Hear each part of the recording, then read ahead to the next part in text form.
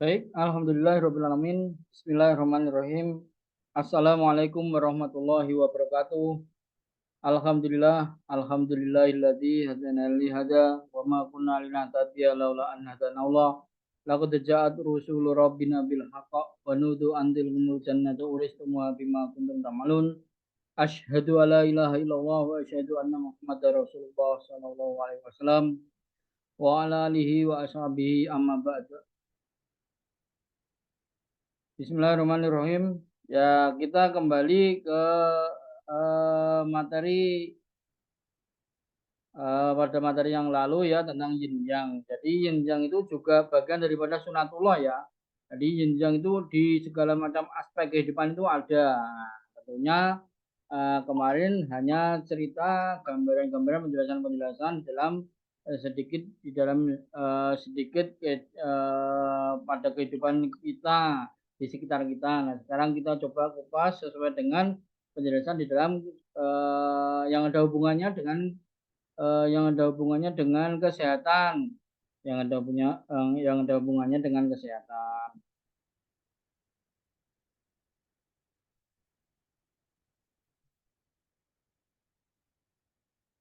Oke, kemarin sampai pada materi sifat dan struktur fungsi ya, fungsi dan struktur organ. Yang sesuai dengan fungsinya, yang sesuai dengan fungsi dan yang sesuai dengan fungsi dan yin sesuai dengan struktur. Nah, kalau kemarin sudah saya jelaskan, tapi secara sederhana saja. Kami baru saja mengatakan bahwa beberapa organ adalah yang dan beberapa adalah yin. Namun sesuai dengan prinsip bahwa tidak ada yang sepenuhnya yang atau yin. Setiap organ mengandung aspek yang dan yin di dalam dirinya sendiri. Jadi dalam logo yin dan yang itu meskipun di area putih ada titik hitamnya, yang di area hitam ada titik putihnya.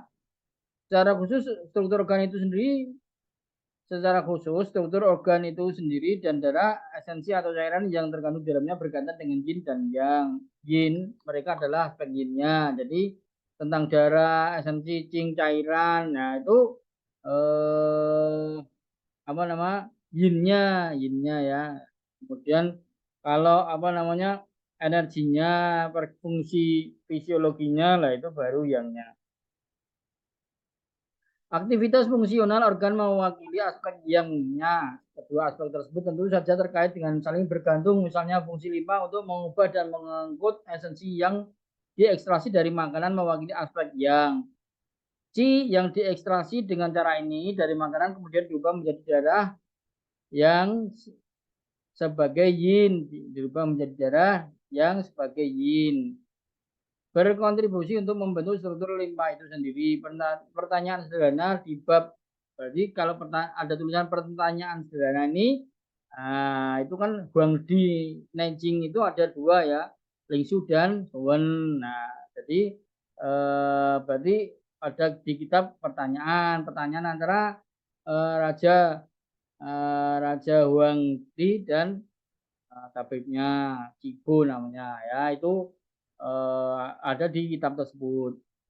Mengatakan mengubah yin membentuk struktur. Hubungan ini dapat direpresentasikan dengan diagram. Contoh lain yang baik dari fungsi dan struktur dalam suatu organ adalah hati. Hati menyimpan darah dan ini memakai aspek yin dan merupakan struktur dari sisi lain. Hati mengontrol aliran qi di semua bagian tubuh dan ini memakai aspek yang dan fungsinya. Jadi suatu contoh sederhananya adalah liver. Liver itu untuk menyimpan darah, ini mewakili aspek yin-nya, sedangkan untuk fungsinya mengontrol aliran, melancarkan aliran qi, nah itu fungsinya daripada liver. Selanjutnya kita akan bercerita tentang qi dan darah. Jadi qi dan darah itu juga suatu gambaran yang kita sebut yin dan yang. Qi adalah yang dalam kaitannya dengan darah. Darah yang merupakan bentuk qi yang lebih padat dan material. Oleh karena itu lebih banyak yin. Jadi kalau qi energi itu yang-nya, darah itu yin-nya. Gitu kira-kira. Qi memiliki peran menghangatkan, melindungi, dan mengubah dan membesarkan. Semua biasanya berfungsi yang. Darah memiliki peran memberi nutrisi dan melembabkan yang biasanya merupakan fungsi yin. Sifat dan fungsi qi dan darah akan dibahas secara rinci di di materi selanjutnya, di materi berikutnya nanti ya di dalam. Kemudian C defensif atau C pertahanan dan C nutrisi, ya itu sama.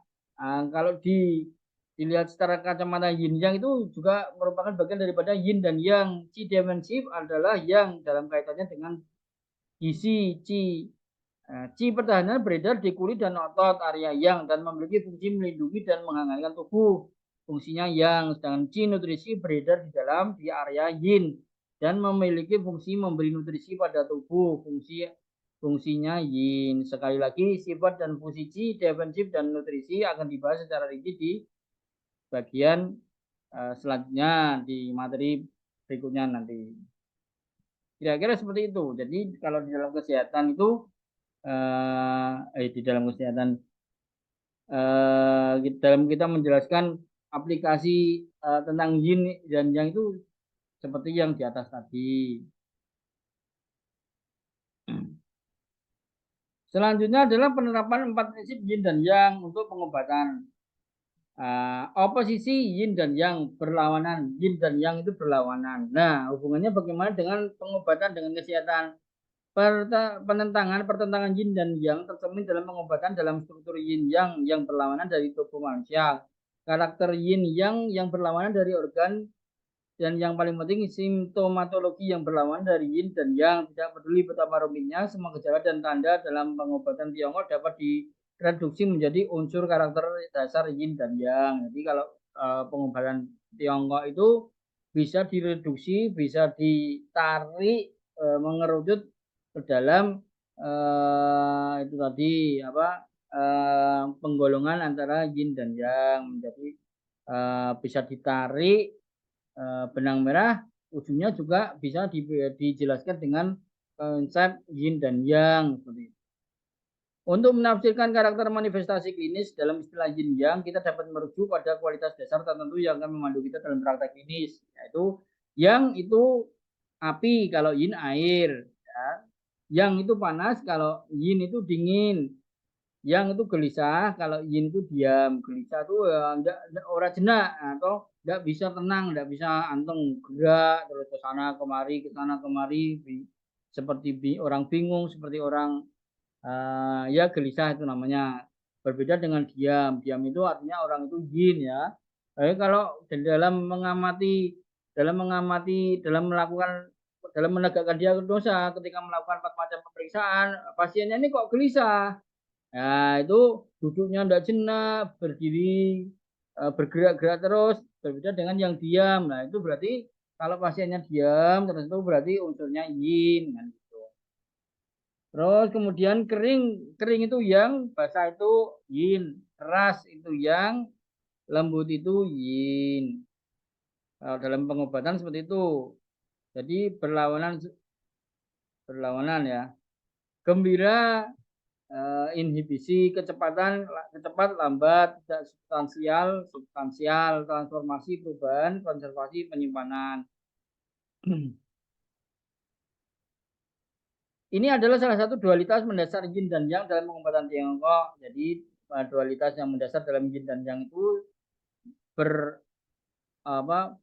bertentangan atau berlawanan atau beroposisi ya. Seperti itu. Keseimbangan antara api dan air dalam tubuh sangat penting. Api sangat penting untuk semua proses fisiologi. Api mewakili nyala api yang tetap hidup dan memicu semua proses metabolisme. Api itu ya bisa energi ya, seperti itu bisa diseumpamakan sebagai energi. Api fisiologi membantu jantung dalam fungsinya menampung pikiran sen. Ini memberikan kehangatan yang diperlukan untuk limpa untuk mengubah dan mengangkut. Itu merangsang fungsi pemisahan usus kecil, memberikan panas yang diperlukan untuk kandung kemih dan siau bawah untuk mengubah dan mengeluarkan cairan dan menyediakan panas yang diperlukan untuk rahim untuk menjaga darah tetap bergerak. Nah, ini suatu contoh saja ya. Jadi ada api jantung, ada api lambung, ada api kehidupan atau Mingmen. Jika api fisiologi menurun, pikiran akan menderita depresi, limpa tidak dapat mengubah dan mengangkut makanan, usus kecil tidak dapat memisahkan cairan dan kandung kemih serta cium bawah tidak dapat mengeluarkan cairan dan akan terjadi edema dan rahim menjadi dingin yang dapat menyebabkan infertilitas. Api fisiologis ini disebut api gerbang kehidupan atau mingmen yang berasal dari ginjal. Jadi di ginjal itu ada cing, selain menyimpan cing juga ada yang disebut api mingmen atau api kehidupan. Nah, dari awalnya dari ginjal itu sehingga bisa menghidupkan api-api yang lainnya juga. Catatan klinis api fisiologis tubuh sangat penting untuk semua proses fisiologi dan pikiran. Kekurangan api fisiologi akan menyebabkan depresi. Ini dirangsang dengan menggunakan moksa pada titik KI3 TIC. KI itu berarti kidney atau ginjal ya, ginjal 3 dan DU4 mingmen. Jadi pasien yang apinya itu kurang, bleret dalam bahasa Jawanya, redup. Nah, itu terapinya sepele, dimoksa saja KI3 dan DU4-nya mingmennya dimoksa, terus nanti seakan-akan ada seperti ada energi hangat, terus kemudian wajahnya bisa yang tadinya pucat itu sudah tidak pucat lagi, sudah sedikit agak memerah lah. Simpel tadi malah ini tidak menjelaskan apa pakai tusuk jarum ya, pakai akupunktur. Air memiliki fungsi melembabkan dan mendinginkan semua fungsi fisiologi tubuh untuk menyeimbangkan aksi pemanasan api fisiologis. Asal air juga dari ginjal. Jadi ginjal itu selain ada apinya juga aslinya berunsur air ya kan, berunsur air. Jadi sumbernya ya dari ginjal. Yin dan yang itu dari semua organ itu sumbernya di ginjal. Nah, biasanya kalau orang sakit tapi ginjal ini masih bagus ya insya Allah bisa sembuh. Tapi kalau sudah sampai pertahanan terakhir itu api ginjal atau air ginjalnya habis, yin yang ginjalnya habis ya sudah. Kadang-kala bisa mendiagnosa, wah umurnya tinggal 3 bulan atau 6 bulan. Nah, menebak-nebak saja. Dengan demikian, keseimbangan antara api dan air adalah dasar untuk semua proses fisiologi tubuh. Keseimbangan api dan air dan saling mengawasi dalam setiap proses fisiologi. Ketika api menjadi tidak terkendali dan menjadi berlebihan, ia memiliki kecenderungan untuk mengalir ke atas. Maka manifestasinya akan terlihat pada bagian atas tubuh dan kepala. Dengan sakit kepala, mata merah, wajah merah, dan haus ketika air menjadi berlebihan.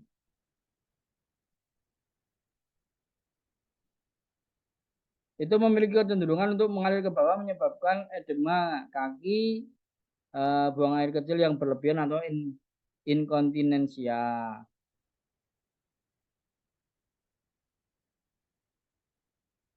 Ya, jadi kalau air itu ke bawah, kalau api kan ke atas ya. Jadi kalau terlalu banyak ke atasnya, ya itu tadi sakit kepala. Kalau terlalu banyaknya jatuh ke bawahnya airnya itu ya menimbulkan mengalir tidak lancar menimbulkan edema.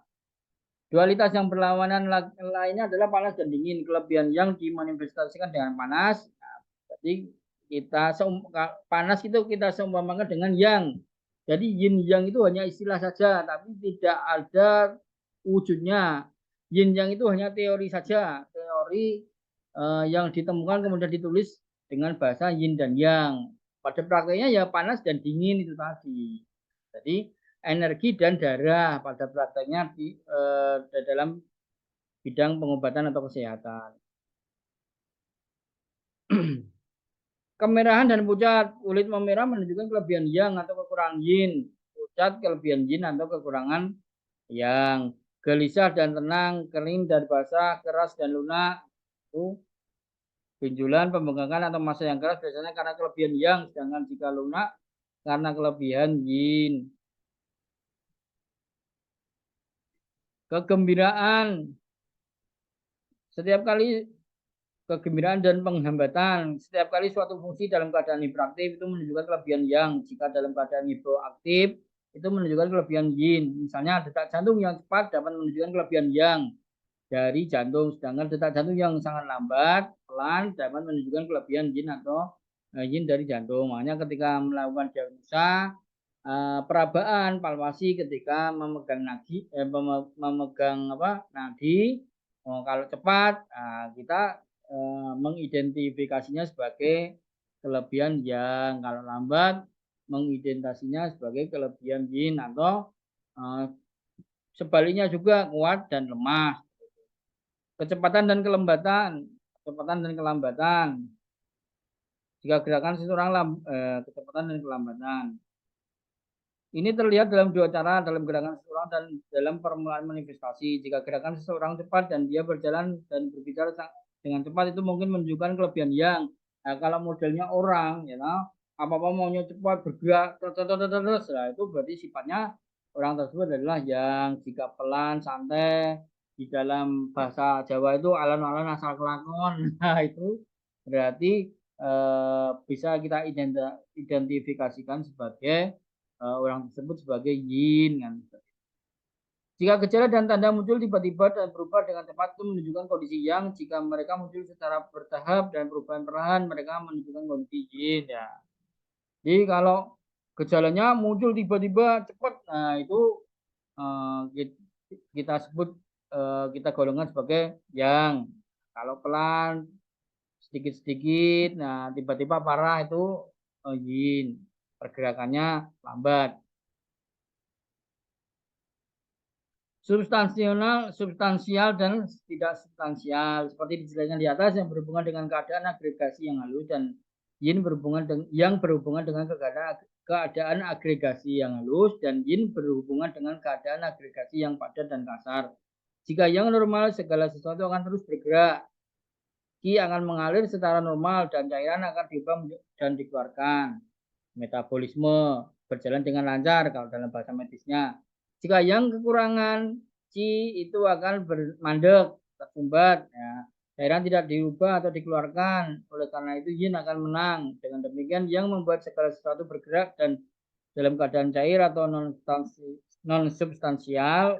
Ketika yin menang, gerakan dan kekuatan transformasi yang gagal, energi mengembun menjadi bentuk dan menjadi substansial.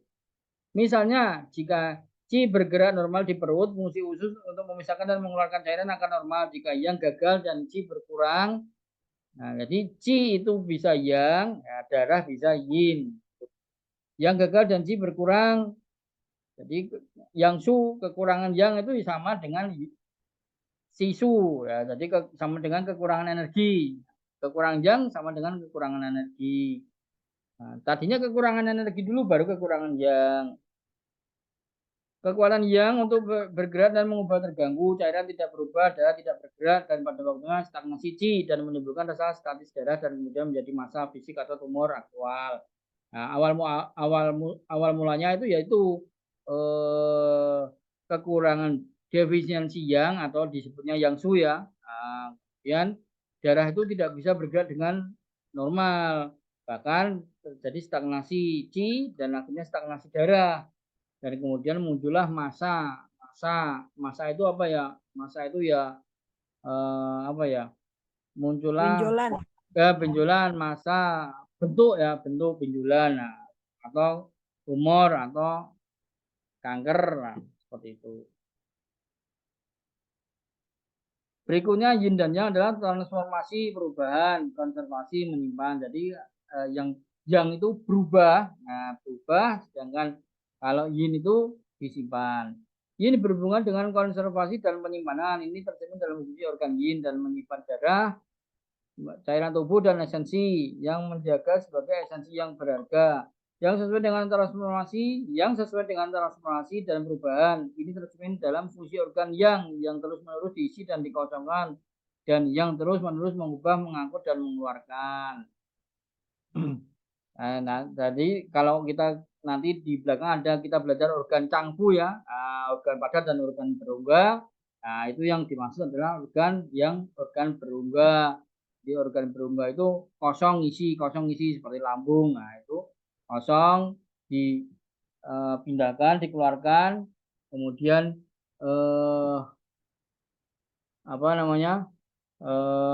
diisi lagi, perutnya kosong, diisi makan lagi untuk energi berikutnya. Di atas adalah pedoman umum memungkinkan kita melalui teori yin yang untuk menafsirkan manifestasi klinis. Sebentar saya tak izin dulu sebentar.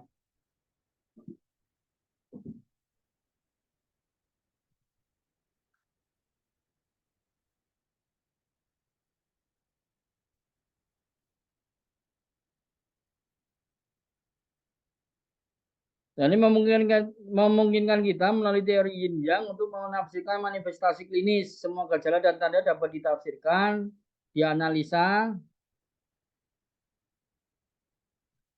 Nah, ini sebentar lagi kita mau habis seperti biasa ya. Nanti kita langsung masuk melalui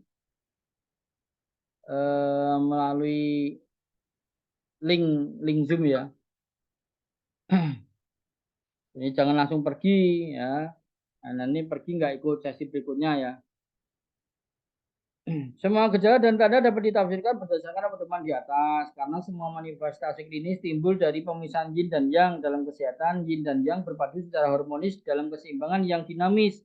Ketika yin dan yang begitu seimbang, mereka tidak dapat diidentifikasi sebagai entitas yang terpisah.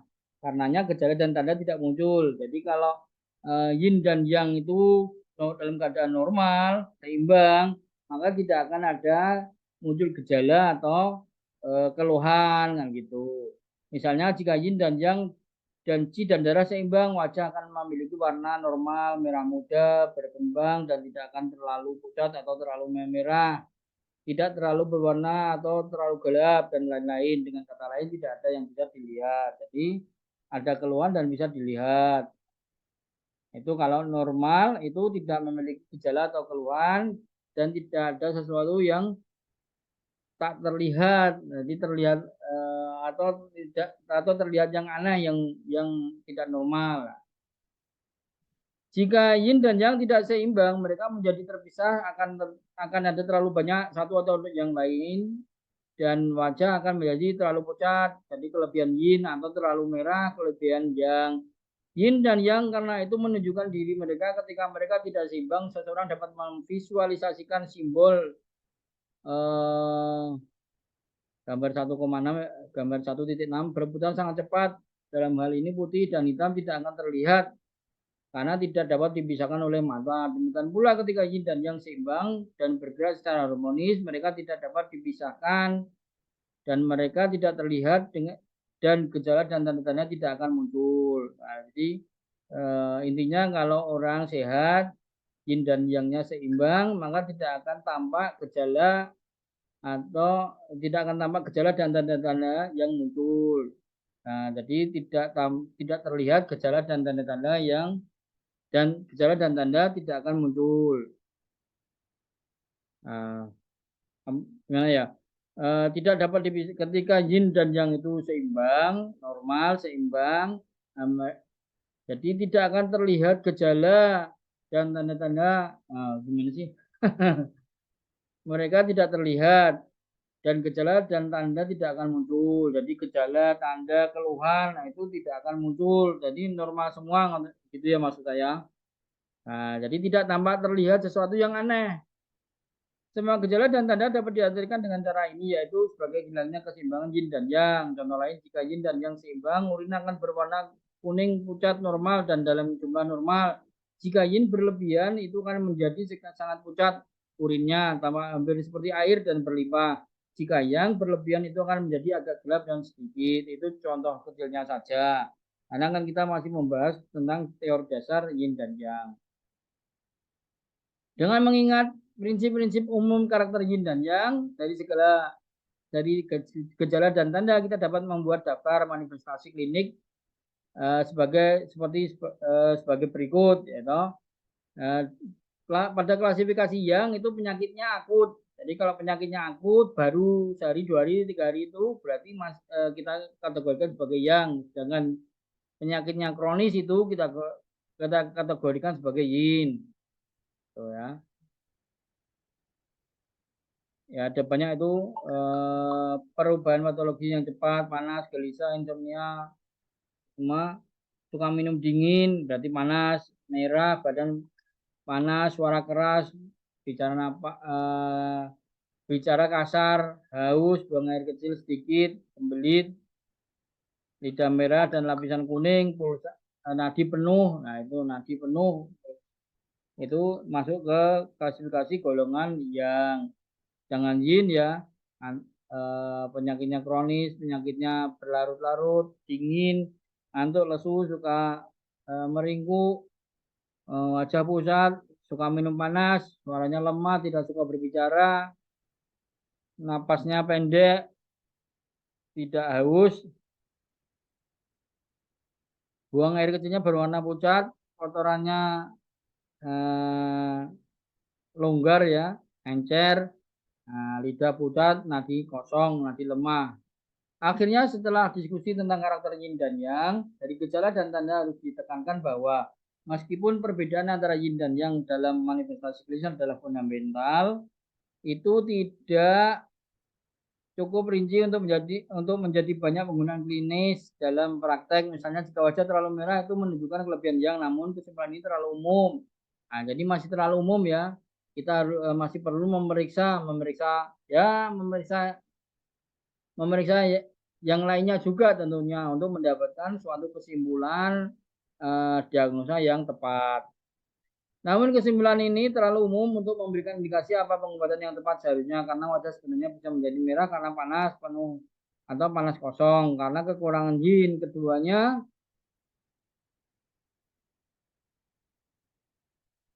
dapat diklasifikasikan sebagai kelebihan yang. Jika berwarna merah karena panas penuh, orang harus membedakan lebih lanjut organ mana yang paling sering terlibat. Bisa merah dari api hati, panas paru, panas perut. Perawatan akan berbeda dalam setiap kasus. Teori yin yang meskipun mendasar, dengan demikian terlalu umum untuk memberikan pedoman konkret mengenai perawatan yang diperlukan. Seperti yang akan kita lihat nanti, itu perlu diintegrasikan dengan prinsip 8 teori pola organ. Nah, 8 prinsip dasar diagnosa yang diterapkan pada situasi klinis yang sebenarnya. Teori yin yang bagaimanapun merupakan dasar yang diperlukan untuk memahami gejala dan tanda. Oke. Ada yang mau ditanyakan dulu?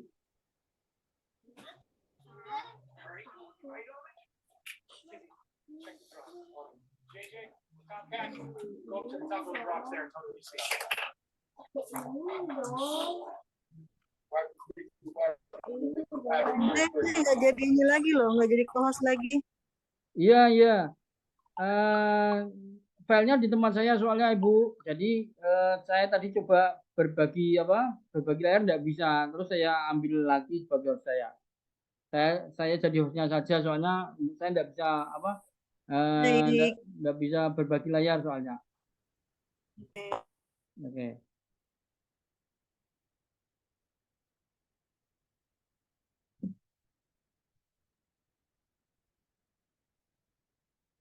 Ini kelasnya cuma 6 orang ya.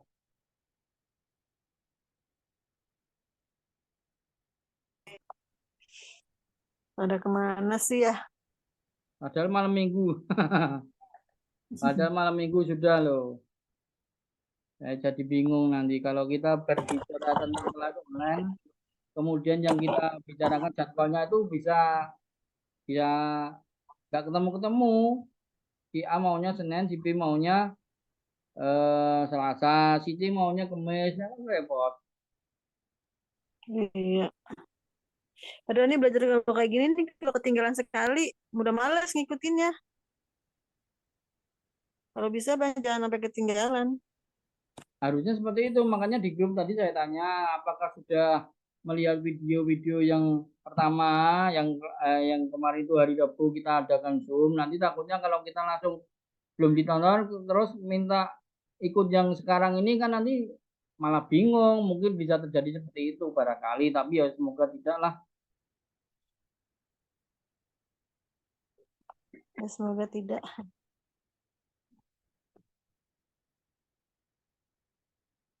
Ya, ini sudah berjalan hampir 1 jam, orangnya masih 6 kok.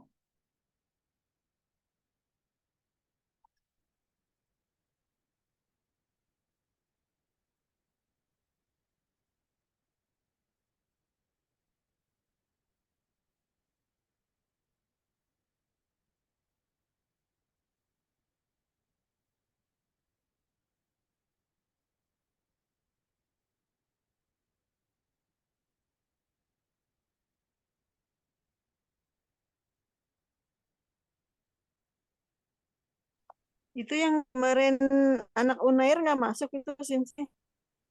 Enggak Ibu ada yang ini. kuliah di Unair. Iya, ini enggak Nggak ada ada nih. dia. Dia kuliah apa sih?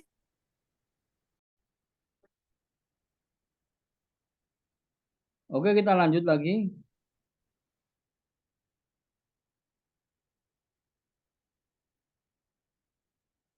Kita menginjak pada materi saling ketergantungan yin dan yang.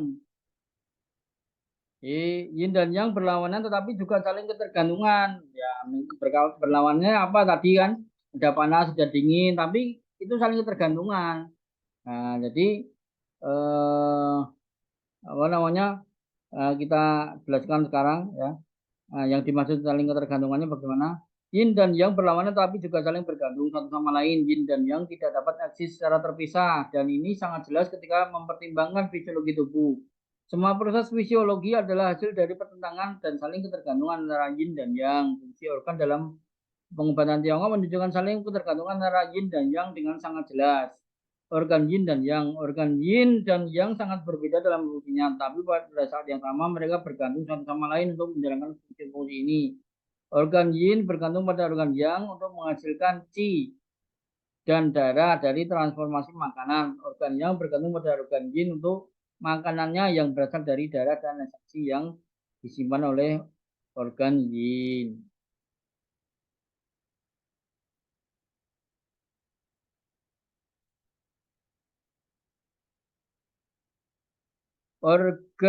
Struktur dan fungsi organ. Setiap organ memiliki struktur yang diwakili oleh organ itu sendiri dan darah dan cairan di dalamnya. Pada saat yang sama, setiap organ memiliki fungsi tertentu yang mempengaruhi dan dipengaruhi oleh strukturnya. Misalnya, struktur liver diwakili oleh organ yang sebenarnya dan darah yang tersimpan di dalamnya.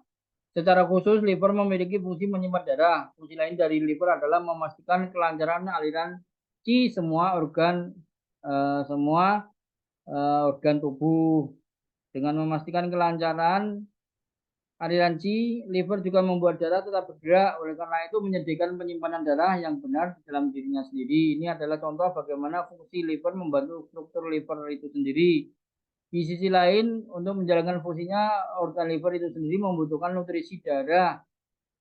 Nah, ini adalah contoh bagaimana struktur liver membantu fungsi liver. Tanpa struktur, tanpa yin, fungsi yang tidak dapat berjalan. Tanpa eh, fungsi struktur akan berkurang, transformasi dan gerakan juga akan eh, lemah. Jadi maksudnya apa? Semua itu ketergantungan. Jadi suatu contoh misalkan suatu contoh misalkan ya tadi ya liver ya kalau kalau contohnya tadi liver katakanlah kita cerita bukan organ liver lah ya. Apa organ apa paru-paru misalkan fungsinya paru-paru apa nah, tapi kan kemudian ketika paru-paru itu secara yinnya itu apa namanya bermasalah lemah terjadi kekeringan lah terjadi peradangan lah nah akhirnya yangnya juga akan turun nah, jadi eh, ketika fungsinya melemah paru-parunya nah, nanti sama apa namanya yinnya juga akan turun sehingga butuh tonik yin paru untuk meningkatkan yang parunya atau fungsi parunya atau kalau dalam bahasa medis orang barat itu ya meregenerasi sel parunya itu apa itu tonic yin itu untuk memperbaiki fungsi wujudnya daripada organ paru itu. Selanjutnya saling mengkonsumsi yin dan yang. Yin dan yang berada dalam keadaan perubahan yang konstan sehingga ketika suatu meningkat, naik, yang lain dikonsumsi. Untuk menjaga keseimbangan hal ini dapat dengan mudah dilihat dalam pasang surutnya siang dan malam saat hari berakhir yang berkurang dan yin bertambah. Jadi, saat sore ya, saat sore itu matahari tenggelam, nah itu yangnya berkurang dan yinnya bertambah.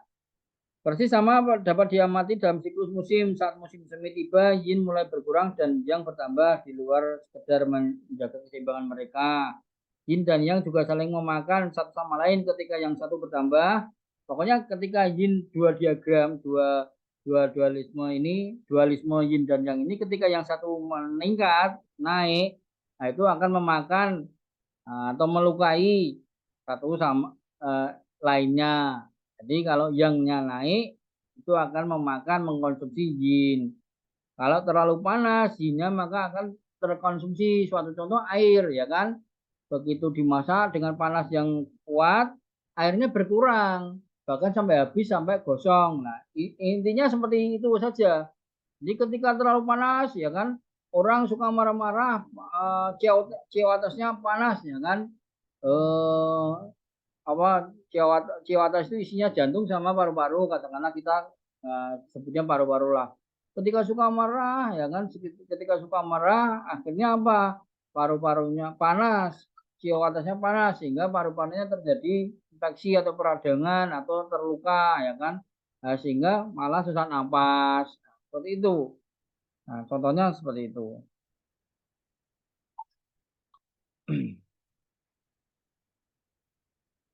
Nah, suatu misal kita lihat di alam ya, ketika ketika cuaca menjadi terlalu panas atau terlalu yang air yin di tanah itu mengering sehingga tanah itu menjadi kering bahkan sampai kalau sudah parahnya ya kan sampai peroh sampai pecah-pecah tanah itu. Jika yin dikonsumsi yang meningkat, jika yang dikonsumsi yin meningkat. Jika yin meningkat, yang dikonsumsi. Jika yang meningkat, yin dikonsumsi. Ya, nanti penjelasannya di diagramnya. Dalam tubuh manusia saling memakan yin dan yang dapat dilihat dari sudut pandang fisiologis dan dari sudut pandang patologi. Dari sudut pandang fisiologis, saling mengkonsumsi yin dan yang adalah proses normal yang menjaga keseimbangan fungsi fisiologi. Proses ini dapat diamati dalam sebuah proses fisiologi, misalnya dalam pengaturan keringat, buang air kecil, suhu tubuh, pernapasan, dan lain-lain. Di musim panas misalnya, cuacanya panas, nah, kita sebut yang. Dan kita lebih banyak berkeringat yin. Ketika suhu luar sangat dingin, yin tubuh mulai gemetar yang dan dalam upaya menghasilkan panas. Dari sudut pandang fisiologi, saling mengonsumsi yin dan yang juga dapat diamati dalam pergantian yin dan yang dalam siklus menstruasi. Siklus menstruasi dapat dibagi menjadi 4 fase sebagai berikut. Fase pendarahan, fase pasca menstruasi, pertengahan siklus, fase pramenstruasi. Ya, ini saya tidak pengalaman ya. Ya, lewat saja. Ibu-ibunya bisa dibaca sendiri. Nah, pertama ada gambar saling mengkonsumsi ya kan. Itu atau kelebihan itu gambar berikut ya. Kalau normal itu gambar 1.11.11 itu keseimbangan yin dan yang atau yang normal yang seimbang yin dan yangnya. Nah, tentunya ini tidak akan muncul gejala dan tanda-tanda atau tampak perwujudan sesuatu yang aneh. Nah, itu tidak akan kita ketahui ya. Kemudian gambar 1.12 kelebihan yin. Nah, dengan kelebihan yin ini maka akan mengonsumsi yang. Nah, suatu contoh penjelasan sederhananya ketika orang itu over makannya, nah, nutrisinya over, nah itu makanya akan apa gemuk. Nah, kalau sudah gemuk pergerakannya menurun, orangnya menjadi lemah, nggak bisa cepat bergeraknya. Suatu contoh lagi, kalau orang makannya over, ya akhirnya apa? Kelebihan kolesterol, ya, kelebihan asam urat, ya, kelebihan gula. Nah, akhirnya apa? Yangnya turun sehingga orangnya menjadi lemah, melemah.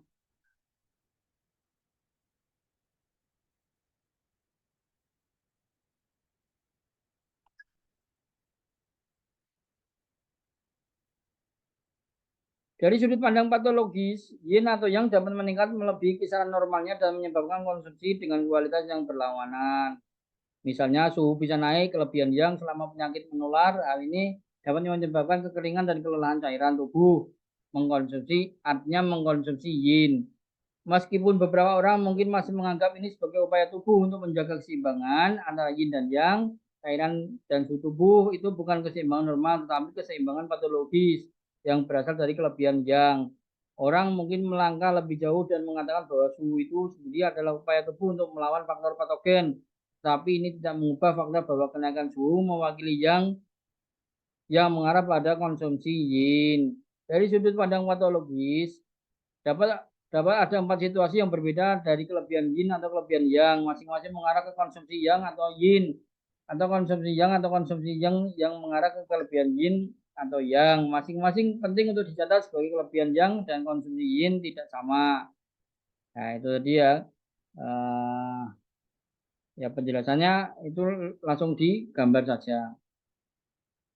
Gambar 1.13 itu kelebihan yang. Jadi kalau orang kelebihan yang, nah seperti tadi saya bercerita ketika memasak air, makanya airnya akan berkurang. Ya, sama ketika orang itu eh, selalu apa? Selalu kelebihan atau kepenuhan selalu ekses. Nah, itu akan melukai yin, akan memakan mengkonsumsi yin sehingga terjadi apa?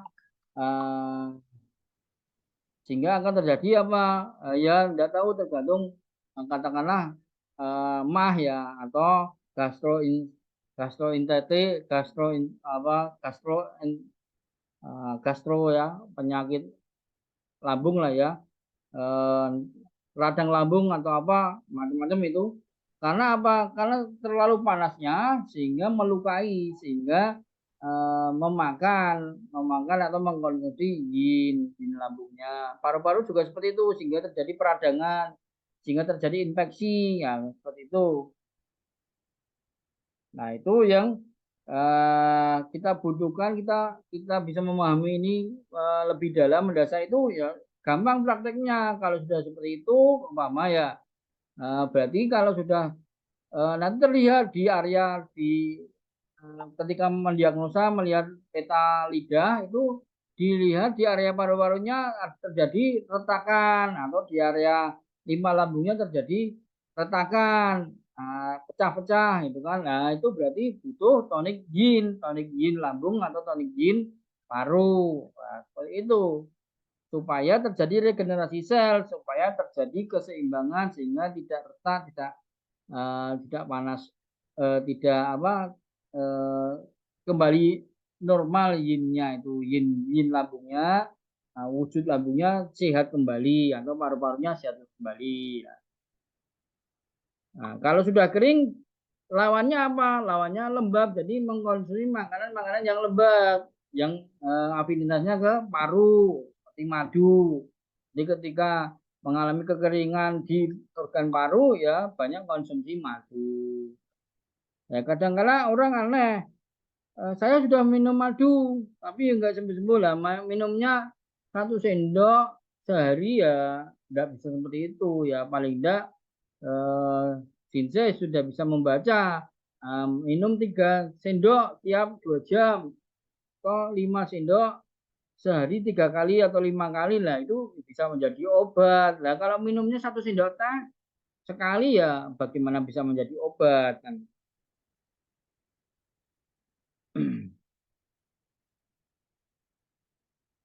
Selanjutnya adalah eh, gambar 1.14 konsumsi yang memakan yang. Jadi ini bukan kelebihan tapi memang secara apa namanya itu dijelaskan ada 4 macam ya kan. Secara patologi dari sudut pandang patologi atau dari sudut pandang yang lainnya. Nah itu bisa kalau yang gambar 1.12 itu disebutnya yin se. Kalau gambar 1.13 itu yang se, yang sen. Kalau gambar 1.14 ini yang su, kelemahan yang. Kalau gambar 1.15 ini kelemahan yin atau yin su. Jadi ditonik yinnya, ditonik cairannya. Jadi ketika badan kita gerah, panas, ya, terus sesak napas, bahkan batuk-batuk, entah karena patologi, karena cuaca, entah karena eh, apa internal tubuh kita yang memang eh, tidak bisa mengendalikan eh, panas panas yang ada di jauh atas, sehingga apa sampai sesak napas, sampai batuk-batuk, nah itu ya tinggal di tonik yinnya saja atau yin parunya sehingga bisa seimbang. Kelebihan yang contohnya adalah ketika panas berlebih yang dapat berasal dari luar atau dalam. Ya, dari luar itu bisa patologi ya, dari musim itu dari, seumpama kita satu contoh ini ya, orang yang tinggal di Indonesia ketika berangkat umroh pasti bukan pasti ya seringnya di sana itu sakit batuk-batuk ya karena apa di sana sangat panas sekali itu sehingga mengeringkan ciu atas mengeringkan paru-paru dulu yang diserang biasanya seperti itu tenggorokan panas kerongkongan panas ya harusnya kalau kita ya semoga dibimbing oleh Allah Subhanahu Wa Taala ya kalau kita kan ngerti ilmu kesehatan banyak minum ya banyak minum bawa madu minum di sana kan ada minuman gratis air zam-zam banyak minum istirahat banyak minum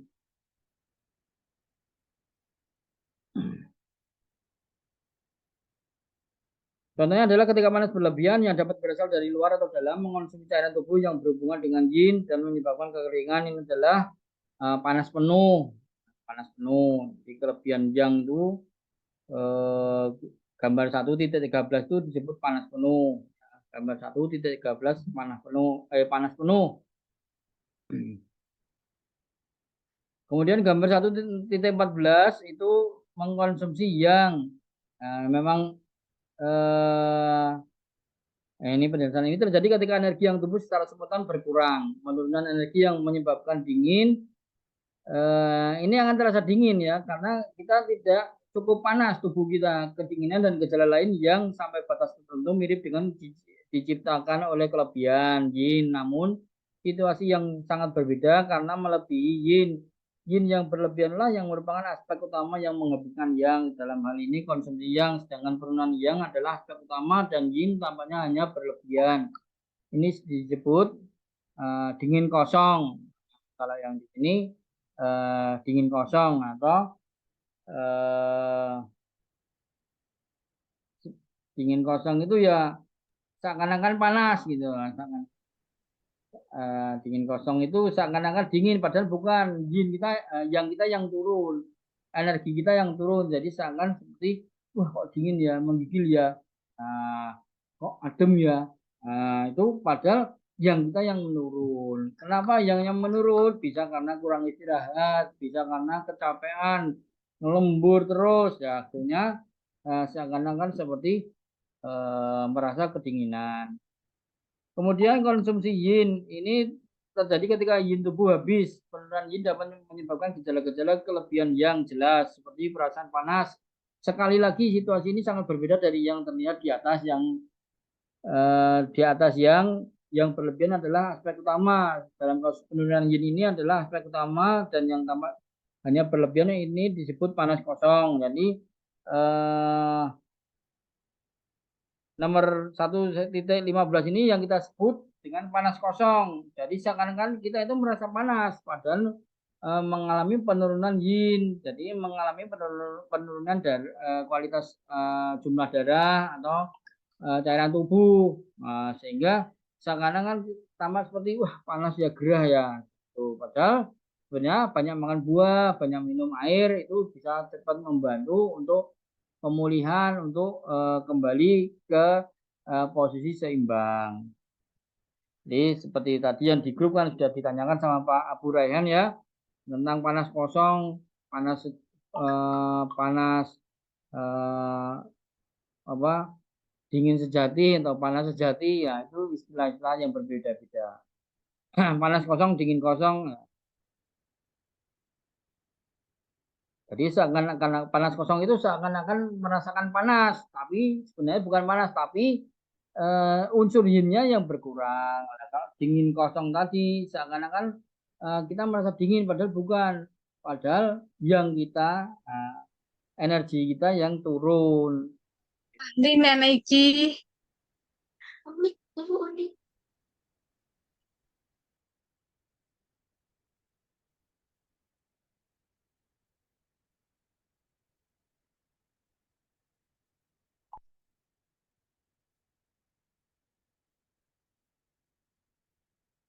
Intertransformasi yin dan yang.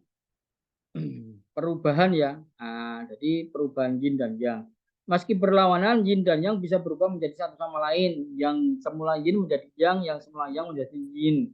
Transformasi ini tidak berlangsung secara acak, tetapi ditentukan oleh tahap-tahap perkembangan dan kondisi internal. Pertama-tama perubahan terjadi ketika kondisi matang pada titik waktu tertentu. Siang tidak bisa berubah menjadi malam setiap saat. Setiap waktu semua ada waktunya tertentu kan gitu kan. Kondisi kedua perubahan ditentukan oleh kualitas internal dari setiap hal dan atau fenomena tertentu. Kayu bisa berubah menjadi batu bara, tetapi batu tidak. Nah, itu hanya contoh-contoh di kehidupan di alam sekitar kita ya. Proses transformasi yin dan yang menjadi satu sama lain dapat diamati dalam banyak fenomena seperti alam. Diamati dalam banyak fenomena alam seperti silih bergantinya siang dan malam, musim, iklim. Nah, itu ada naik, ada turun ya. Ada musim panas, musim dingin, musim gugur, musim semi, ya musim panas, seperti itu. Prinsip intertransformasi yin yang memiliki banyak aplikasi dalam praktek klinis. Pemahaman tentang transformasi ini penting untuk mencegah penyakit. Jika kita menyadari bagaimana suatu hal dapat berubah menjadi kebalikannya, maka kita dapat mencegahnya dan mencapai keseimbangan yang merupakan inti dari pengobatan Tiongkok. Misalnya kerja berlebihan yang tanpa istirahat menyebabkan kekurangan energi tubuh yang ekstrim. Jogging yang berlebihan, olahraga yang berlebihan yang menginduksi denyut nadi yin yang sangat lambat. Konsumsi alkohol yang berlebihan menciptakan euforia menyenangkan yang dengan cepat diikuti oleh mabuk yin. Kekhawatiran berlebihan yang menghabiskan yin energi tubuh. Aktivitas seksual yang berlebihan yang menghabiskan esensi yin. Nah, jadi beraktivitas yang tadinya aktivitas seksual yang berlebihan, ini orangnya hebat ya, kuat ya, seperti itu, tapi tiba-tiba menjadi yin karena apa? Encingnya sudah habis, esensinya sudah habis. Jadi keseimbangan dalam hidup kita, dalam diet, olahraga, pekerjaan, kehidupan emosional, dan kehidupan seksual adalah inti dari pencegahan dalam pengobatan Tiongkok dan pemahaman tentang bagaimana yang dapat berubah menjadi yin dan sebaliknya dapat membantu kita menghindari perubahan yang cepat dari satu ke yang lain yang merugikan kehidupan fisik dan emosional kita. Tentu saja tidak ada yang lebih sulit dan untuk dicapai dalam masyarakat barat modern kita yang tampaknya diarahkan untuk menghasilkan ayunan maksimum dari satu ekstrim ke ekstrim lainnya. Nah, jadi keseimbangan itu yang kita jaga. Nah, jadi diawali dari apa? Diawali dari pola pikir ya. Pola pikir itu harus bisa slow, kendo, ya, tidak membebani. Nah, kemudian pola istirahat, tidur dan istirahat itu ketika waktunya istirahat istirahat ya, ketika waktunya tidur tidur. Ya, itu kuncinya. Makan sudah benar, tidur sudah benar.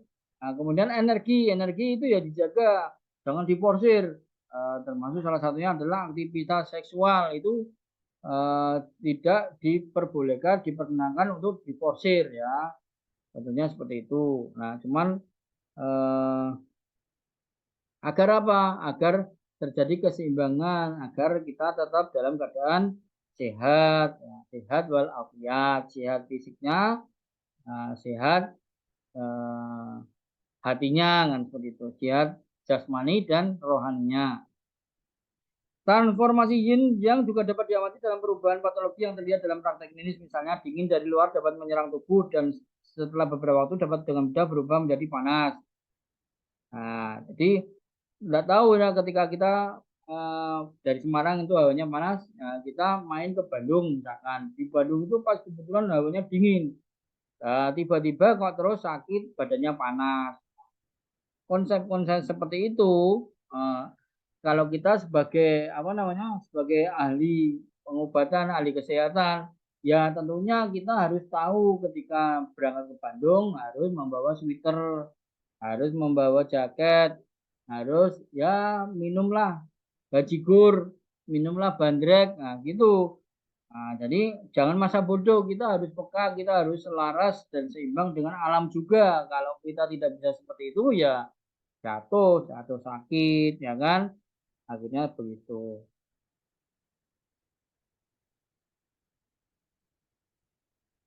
Kondisi kelebihan dapat dengan mudah berubah menjadi kekurangan panas yang berlebihan, misalnya dapat merusak cairan tubuh dan menyebabkan kekurangan cairan. Kondisi kekurangan juga bisa berubah menjadi kelebihan, misalnya kekurangan limpa, yang limpa dapat menyebabkan kelebihan atau kelembapan.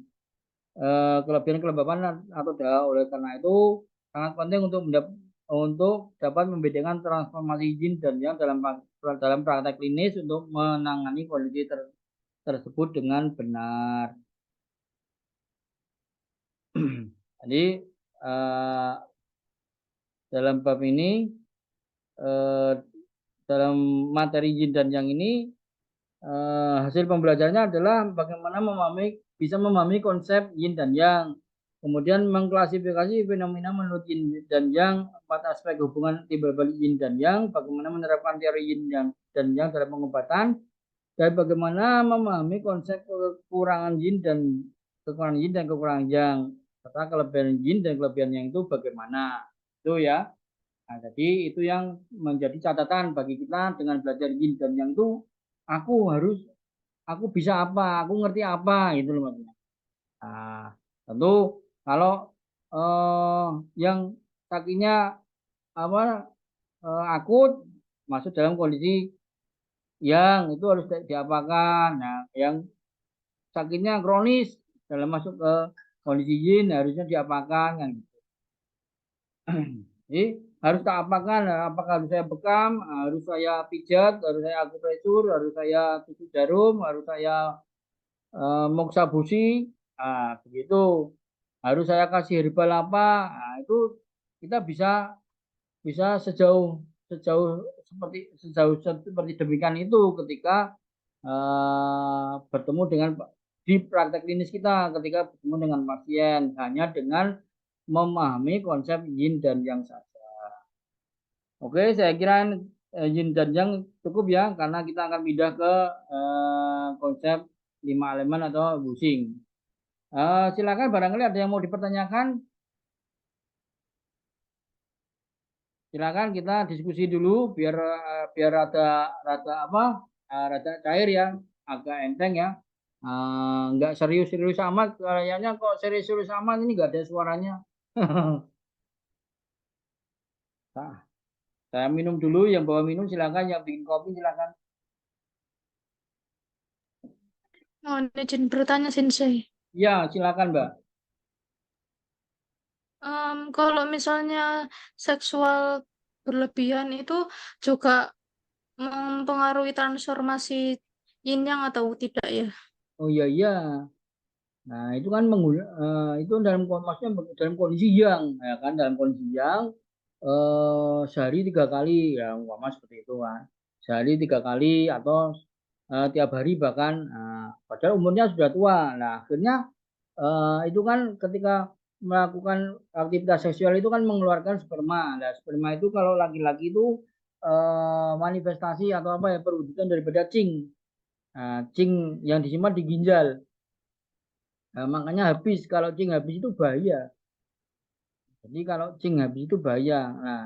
Makanya Shaolin itu tidak mau menikah karena nggak mau nggak mau punya istri karena tidak mau menghabiskan cingnya. Dia mengolah energinya untuk menjadi seseorang yang kuat. Nah, itu.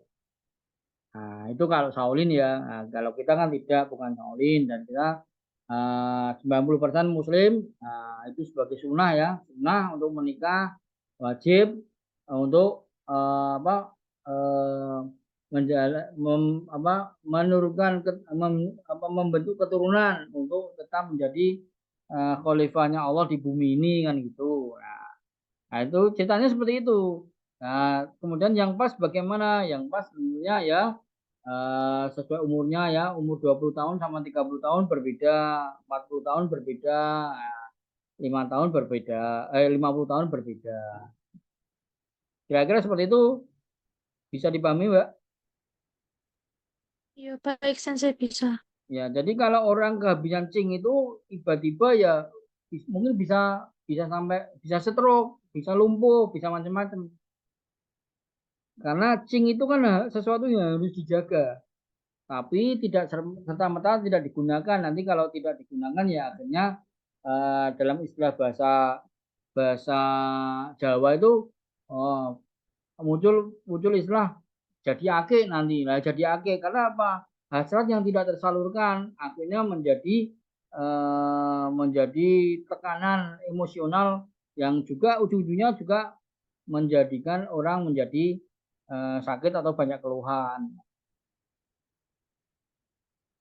Nah, kalau orang Shaolin enggak punya istri enggak apa-apa karena dia akhirnya mengosongkan pikiran, dia melakukan meditasi. Jadi enggak enggak apa eh, mematikan hasratnya kan gitu.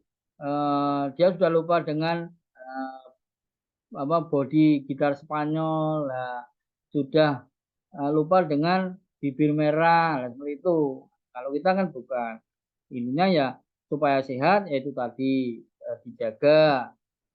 Kalau semua dilakukan dengan normal-normal saja, tidak berlebihan. Ketika waktunya tidur, ya tidur istirahat.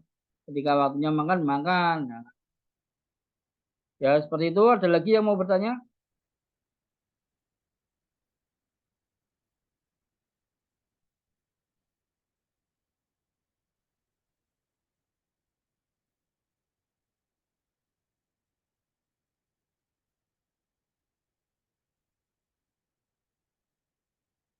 Jadi kalau kita berbicara transformasi, nah, itu ada yang pecinta film-film kungfu ya. Pecinta film-film kungfu, tadinya orangnya tuh lemah, ya kan? Tadinya orangnya eh, kalau berkelahi tidak bisa, selalu dibully teman-temannya ketika sekolah. Nah, tapi tiba-tiba menjadi seorang pendekar eh, jagoan nomor satu eh, di negerinya. Nah, itu bisa jadi terjadi seperti itu. Jadi berubah, bertransformasi dari yin ke yang. Atau suatu contoh yang ke yin ada. Jadi seumpama ini, seumpama seorang laki-laki ini normal nih. Nah, kemudian tidak tahu kenapa nah, naik pohon jatuh, jatuh kemudian eh, apa namanya tiba-tiba menjadi bencong. Nah, itu ada ceritanya seperti itu ada. Jadi tiba-tiba menjadi bencong, nah, akhirnya menjadi yin yang awalnya manusia laki-laki normal kemudian menjadi bencong. Seperti itu. Itu gambaran-gambaran untuk bisa memudahkan kita bisa memahami konsep teori yin dan yang. Jadi yin dan yang itu hanya teori konsep yang pada saat itu sudah ditemukan dan dicatat di dalam suatu kitab 700 tahun sebelum Masehi oleh orang Cina kuno. Padahal juga sebenarnya juga bagian daripada sunatullah juga. Jadi memang Allah sudah menghendaki hal itu terjadi di bumi ini.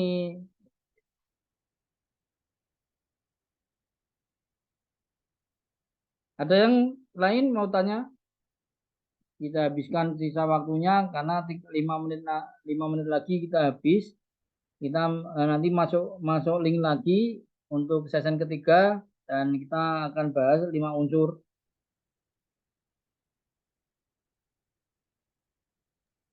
Mau tanya Pak. Ya, monggo Pak. Silakan Pak. Tadi disebutkan kalau nggak salah dengar loh ya, Iya. itu untuk pemahaman dan itu salah satu tujuannya untuk menentukan jenis-jenis terapi. Tapi untuk jenis terapinya belum dijelaskan, Pak ya. Oh iya, bisa Pak. Ya maunya terapi, maunya herbal, semuanya mengikuti berdasarkan eh, analisa atau diagnosa kita sesuai konsep yin yang Pak. Ya seperti itu. Misalnya apa? Coba Contoh, nanti saya kasih gambaran sedikit karena nanti kan ada penjelasannya yang lebih detail di setiap metode terapi yang dipelajari. Ya tentunya Pak, kalau misalkan kelebihan yang itu bekam boleh, atau kalau kelebihan yin bekam boleh, tapi kalau kekurangan yang su yin su itu tidak diperkenankan untuk melakukan praktek bekam. Jadi kalau yang su itu boleh dipijat, akupunktur, ditonifikasi Pak, ditonifikasi. Nah, itu akan lebih akurat dan lebih bermanfaat ketika di moksabuksi, dipanasi. Moksabuksi ya boleh di moksabuksi atau mandi uap panas atau berendam air panas. Nah, itu boleh. Nah, kalau yang berhubungan dengan kekurangan yin itu tentu peran nutrisi dan herbal sangat menentu, tidak bisa Pak hanya di kerok, tidak bisa hanya di teknik sakti-sakti itu kan ada pelatihan tuh orangnya sakti-sakti semua pelatihan. Nah, itu enggak bisa. Itu kekurangan cairan, kekurangan darah kok hanya dipijat pakai teknik macam-macam lah namanya. Saya enggak perlu menyebutkan, nanti ada yang protes, ada yang mensomasi. Nah, seperti itu. Itu Pak Bambang. kalau misalkan yang makan yin, Ya. makanan yang katakanlah seperti itu, terapinya seperti apa sih? Jadi yang mengonsumsi yin, nah itu kalau saya tadi cerita kalau ketika kita memasak air panas, Pak, dengan panas api yang kuat, airnya habis enggak? Iya, habis. Airnya habis, airnya berkurang enggak? Hmm. Nah, tentunya harus dijoki lagi airnya, Pak. Ditambahi air untuk terjadi keseimbangan. Kalau Berarti hanya nutrisi diterapi, ya. kalau hanya diterapi saja, wah, lamun tangeh, Pak. Tangeh lamun, tangeh lamun. Seperti Iya, berarti halusinasi saja, Pak. bernutrisi ya. Ya, nutrisi ataupun herbal. Nah, itu nanti tidak serta-merta, wah punya teknik macam-macam ya. Itu kan banyak teknik dengan nama-nama yang aneh-aneh itu. Nah, itu ya bagi saya itu seperti eh, tukang sulap. Yang jelas, coba airnya aja udah enggak ada. Bahkan kalau itu habis, Pak, panci itu bisa pecah kok. Tubuh kita bisa hancur, organ kita bisa rusak. Masa nggak mau nggak ditambah nutrisinya Pak? Masa nggak ditambah cairannya? Betul nggak kira-kira? Iya, betul. Ya. Jadi kalau yang itu kita bisa artikan energi, kita bisa artikan kalau yin kita bisa artikan darah atau chi kita atau yang itu chi, kalau yin itu bisa darah atau cairan. Nah, gitu ya Pak ya. Ya. Hampir sama ya. Misalkan itu kan ke pemakanan yin kalau Ya di sini sama gitu ketika ya. yin-nya kuat Pak, ya kan ketika yin-nya kuat, ya Hmm. mama air Berarti sepanci 10 liter. Mama kalau direbus sama korek bisa mendidih nggak Pak? enggak Nggak bisa mendidih, lama loh. ya lama. Nah, kita yang bosan sendiri dimatikan koreknya. Nah itu prinsipnya seperti itu, harus semua itu dalam kondisi seimbang, normal. Kalau airnya pancinya segini ya apinya segini kan itu Pak. Jadi kalau konsep yin dan yang itu yang yin mengkonsumsi yang itu kalau saya cerita tadi Pak, kita itu makan nggak pakai aturan Pak. Makanya buahnya sehari 4 kali 5 kali mau tidur makan lagi lah. Akhirnya apa? Orangnya itu berlebihan kolesterol, berlebihan asam urat, berlebihan gula darah. Nah, itu menurunkan energi kita gitu loh Pak. Orangnya jadi gemuk ya kan. Lututnya sering sakit.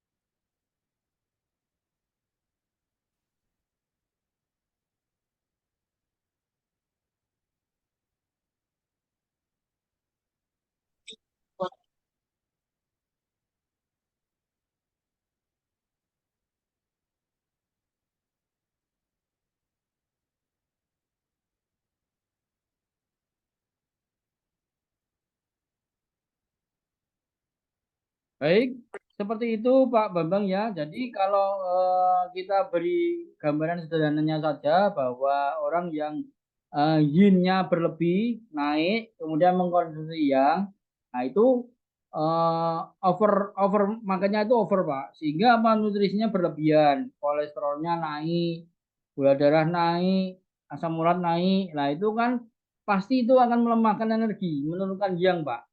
Nah, suatu contohnya menjadi gemuk badannya yang tadinya berlari 10 kilometer masih kuat, sekarang sudah nggak kuat, Pak.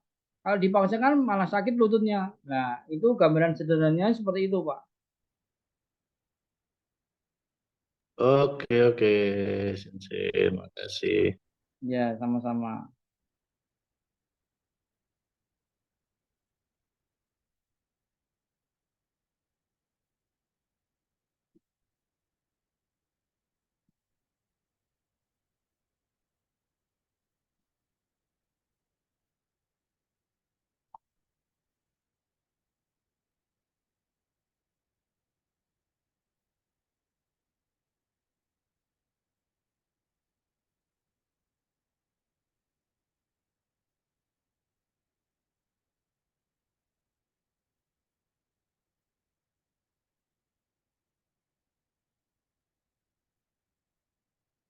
Oke, kita lanjut 5 elemen. 5 elemen atau 5 unsur.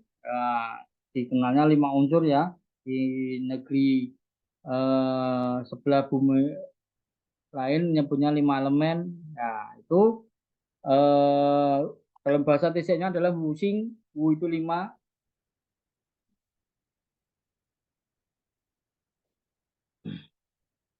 Bersama dengan teori yin yang, teori 5 elemen merupakan dasar dari teori medis Tiongkok. Istilah 5 elemen telah digunakan oleh sebagian besar praktisi pengobatan Tiongkok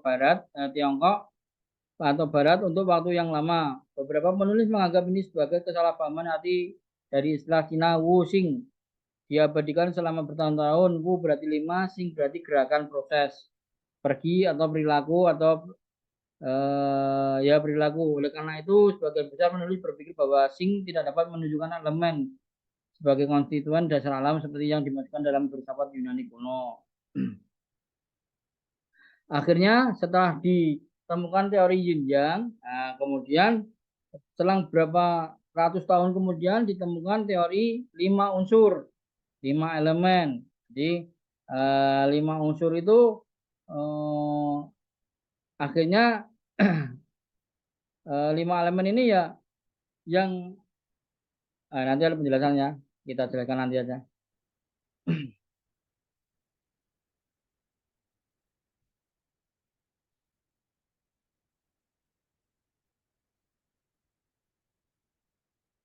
Ada yang mengatakan 5 unsur materi, ada 5 unsur proses. Silakan dibaca dengan sendirinya. Intinya supaya kita tidak bingung ya kan, supaya kita tidak bingung ya. Master Giovanni ini memang cerdas. Buku-bukunya bahkan melebihi buku-buku dari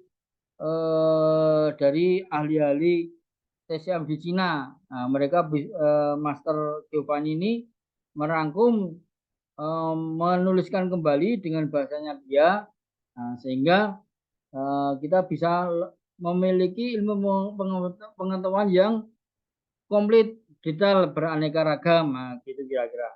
Jadi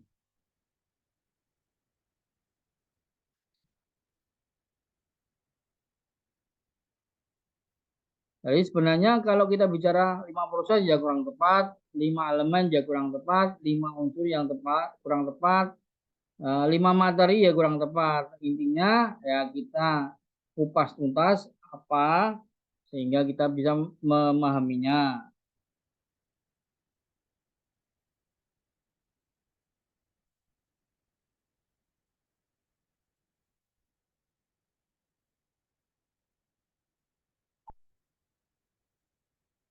Teori 5 elemen tidak diterapkan pada pengobatan Tiongkok sebenarnya perkembangan sejarahnya karena popularitasnya meningkat dan menurun selama berabad-abad. Selama periode negara-negara berperang, itu menjadi sangat populer dan diterapkan pada kedokteran, astrologi, dan ilmu alam, kalender, musik, dan bahkan politik. Popularitasnya sedemikian rupa sehingga sebagian besar fenomena diklasifikasikan dalam 5. Nah, ini baca saja ya.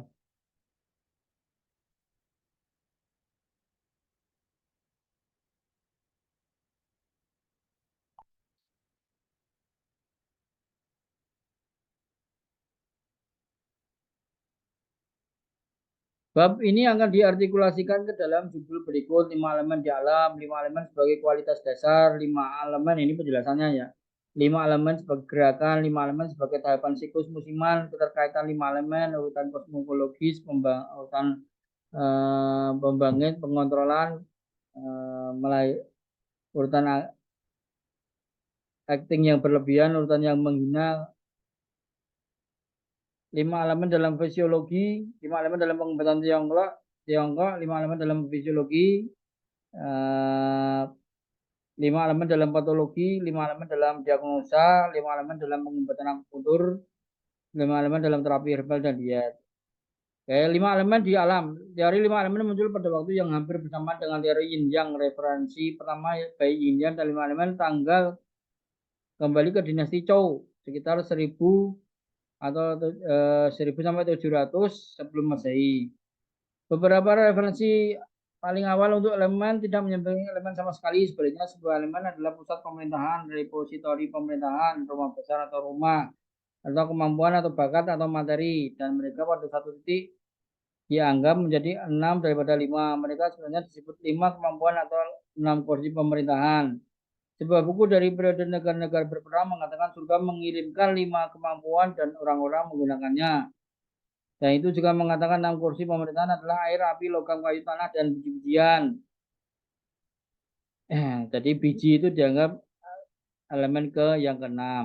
Nah, ini hanya belajar teori-teori saja, tapi akhirnya yang dipakai ya tetap 5 elemen yang dimaksud nanti yang dijelaskan. Dinasti Han Barat 206 sebelum Masehi, buku berjudul Transmisi Hebat dari Buku Berharga mengatakan air dan api menyediakan makanan, logam dan kayu memberikan kemakmuran, dan bumi menyediakan rezeki. Dapat dikatakan bahwa teori Yin Yang dan 5 elemen dan penerapannya pada pengobatan menandai awal dari apa yang disebut pengobatan ilmiah dan berangkat dari perdukunan. Bukan perdukunan yang tradisional ya. Penyembuhan tidak lagi mencari penyebab supernatural penyakit. Mereka sekarang mengamati alam dan dengan kombinasi metode induktif dan deduktif. Mereka mulai menemukan pola di dalamnya dan dengan perluasan menerapkannya dalam interpretasi penyakit. Nah, jadi bisa menemukan teori itu sudah tidak mempraktekkan perdukunan tapi mengamati dari alam. Mengamati dari alam. Dari alam itu dari alam sekitar kita ya, dari alam semesta lah. Ada tanah, ada kayu, ada logam, ada api, ada air. Nah, itu akhirnya menemukan teori itu.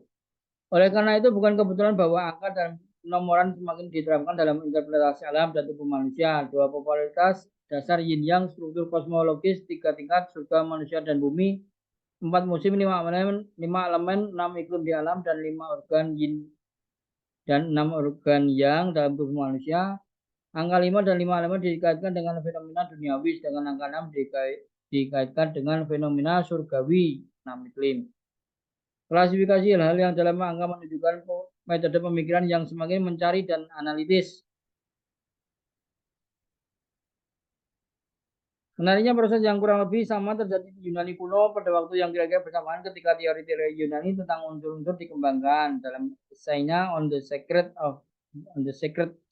disease, Hippocrates melontarkan kritik mendalam terhadap teori supernatural atau teologi epilepsi.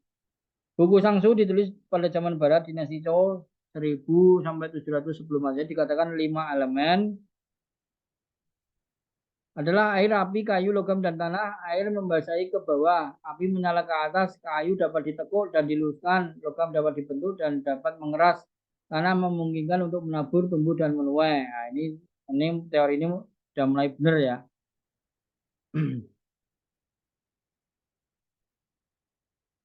Teori 5 elemen dikembangkan oleh aliran filosofis yang sama yang mengembangkan teori yin yang. Aliran yin yang kadang juga disebut aliran naturalis, naturopatis ya. Aliran yang kembali ke alam, atau mengikuti unsur alam.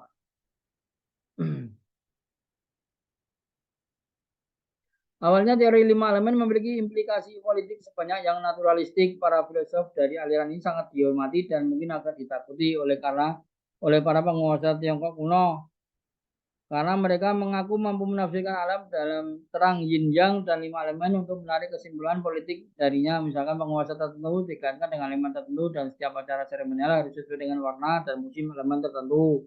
Nah, ini horoskop ya. Akhirnya tentu yang seperti ini yang tidak kita pelajari ya kan.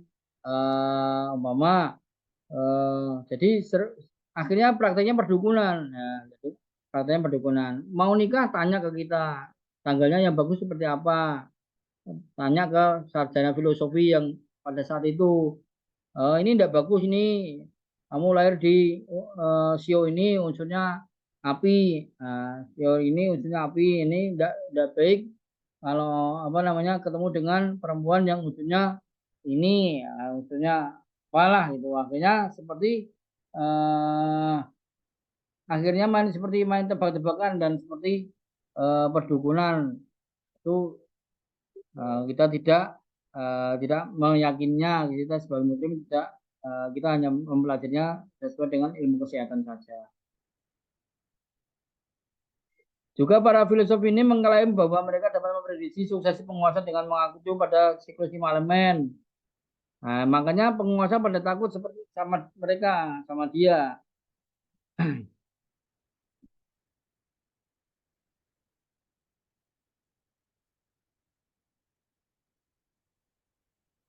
Oke, 5 elemen sebagai kualitas dasar perlu diulang di sini dan memperbesar bagian dari Sangsu. 5 elemen adalah air, api, kayu, logam, dan tanah. Air membasahi ke tanah, api menyala ke atas, kayu dapat ditekuk dan diluruskan, logam dapat dibentuk dan dapat mengeras, tanah memungkinkan untuk menabur, tumbuh, dan menuai, yang meresap dan turun air, yang berkobar ke atas api, yang meresap dan turun adalah air, asin. Yang berkobar ke atas adalah api, pahit, yang bisa ditekuk dan diluruskan, kayu, asam. Nah, ini sudah menginjak ke teori rasa. 5 rasa yang bisa dibentuk dan menjadi keras logam adalah pedas, yang mengizinkan menabur dan menuai bumi itu manis. Nah, akhirnya setelah 5 unsur itu ditemukan 5 rasa, kan? 5 rasa.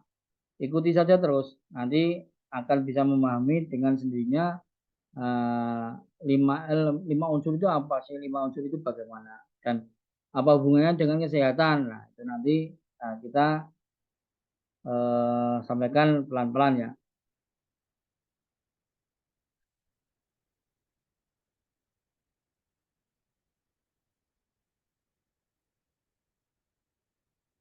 Lima elemen sebagai gerakan. 5 elemen juga menambahkan 5 arah yang berbeda dari gerakan fenomena alam. Kayu mewakili gerakan keluar yang ekspansif ke segala arah.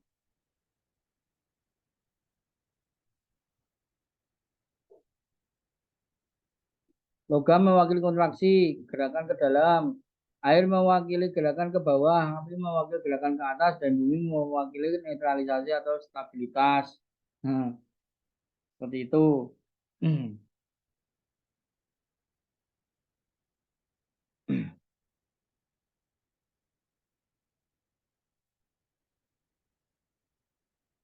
5 elemen selalu mewakili 5 jenis gerakan daripada substansi dasar. 5 gerakan menemukan aplikasi penting dalam kedokteran, misalnya api patologi jelas berkobar ke atas menyebabkan wajah merah dan rasa panas. Kayu liver mengalir bebas ke segala arah.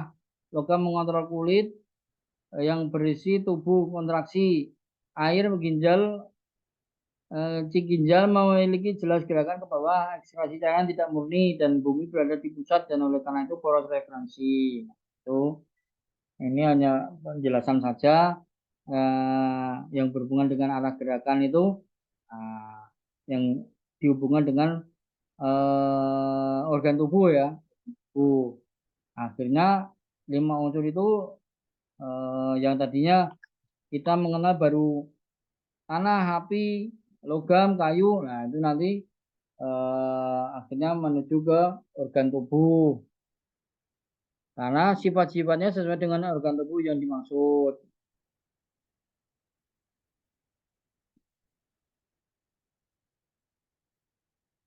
Lima elemen sebagai tahapan siklus musiman.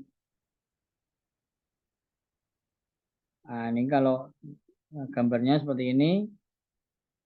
Bumi itu ada di tengah sebagai stabilitas. Ya, api di atas, air di bawah, logam di sebelah kiri, dan kayu di sebelah kanan. Ini nanti ada di peta wajah. Di wajah itu juga seperti itu ada.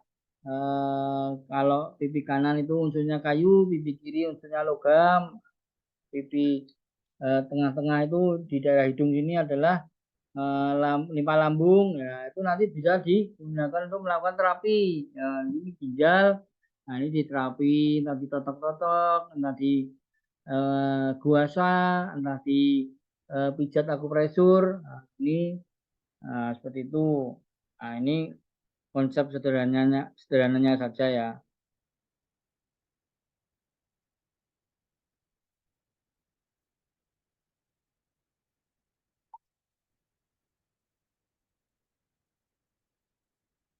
Masing-masing dari 5 elemen mewakili musim dalam siklus tahunan. Kayu berhubungan dengan musim semi dan berhubungan dengan kelahiran. Kalau kayu itu musimnya semi, tumbuh. Api berhubungan dengan musim panas dan berhubungan dengan pertumbuhan. Nah, setelah semi tumbuh, logam berhubungan dengan musim gugur. Setelah tumbuh gugur, mati gugur, berhubungan dengan atau dipanen. Air berhubungan dengan musim dingin dan dikaitkan dengan penyimpanan, dan bumi sesuai dengan akhir musim dikaitkan dengan transformasi untuk menanam lagi sehingga bersemi, kemudian tumbuh, gugur, disimpan. Nah, itu terus muter-muter itu siklusnya itu. Nah, ceritanya seperti itu. Ya, kita harus memahami alam pun juga seperti itu gitu loh. Alam pun juga seperti itulah. Sedangkan manusia itu adalah miniatur daripada alam. Nah, di dalam tubuh manusia akhirnya ditemukan organ tadi, organ yang sifat dasarnya hampir mirip dengan alam itu sendiri, ya kan. Umpama jantung, itu seperti apa, api, kemudian tanah itu seperti tanah, limpa lambung itu seperti tanah, kemudian paru-paru seperti logam, kemudian apa lagi, ginjal seperti air, liver seperti kayu, sifatnya hampir sama. Kemudian ditemukanlah teori 5 unsur itu berhubungan dengan organ dalam ya.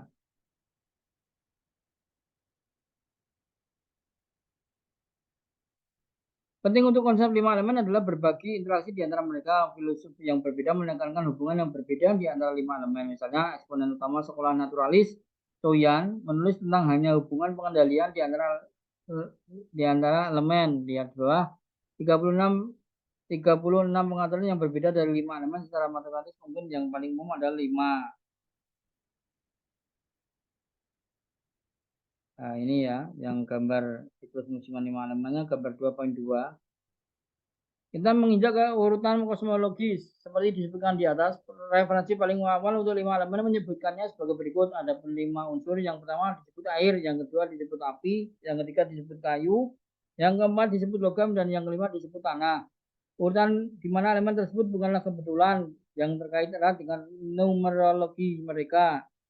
Jika kita menetapkan nomor untuk masing-masing elemen dalam urutan di mana mereka tertata, ini akan menjadi 1 air, 2 api, 3 kayu, 4 logam, dan 5 bumi.